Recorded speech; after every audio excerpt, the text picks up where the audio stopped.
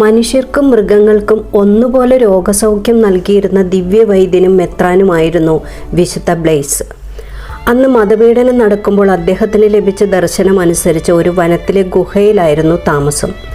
മുറിവേറ്റതും അസുഖമുള്ളതുമായ വന്യമൃഗങ്ങൾ സ്വയം അദ്ദേഹത്തിൻ്റെ അടുക്കലെത്തുമായിരുന്നു. ഒരുപക്ഷെ ഗുഹയിൽ അദ്ദേഹം പ്രാർത്ഥനയിലാണെങ്കിൽ അവ ശല്യപ്പെടുത്താതെ പുറത്ത് കാത്തു നിന്നിരുന്നു. ഒരിക്കൽ വന്യമൃഗങ്ങളുടെ വലിയ നിര കണ്ട വേട്ടക്കാർ ഗുഹയ്ക്കുള്ളിലെ ബിഷപ്പിനെ പിടികൂടി കാരാഗൃഹത്തിലേക്ക് കൊണ്ടുപോയി. അവിടെ അദ്ദേഹം സഹതടവുകാരെ ആശ്വസിപ്പിക്കുകയും ചികിത്സിക്കുകയും ചെയ്തിരുന്നു.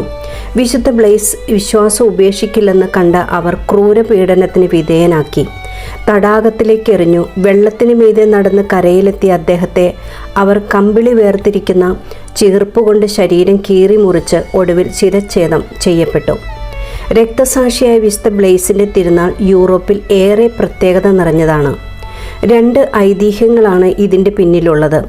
അദ്ദേഹത്തെ കാരാഗൃഹത്തിലേക്ക് കൊണ്ടുപോകുന്നതിനിടയിൽ തൊണ്ടയിൽ മുള്ളുകുടുങ്ങി മരിക്കാറായ മകനെയും കൊണ്ട് ഒരമ്മ അവിടെ എത്തി രക്ഷിക്കണമെന്ന് അപേക്ഷിച്ചു. വിശുദ്ധൻ്റെ ആശീർവാദത്തോടെ കുട്ടി സുഖം പ്രാപിച്ചു.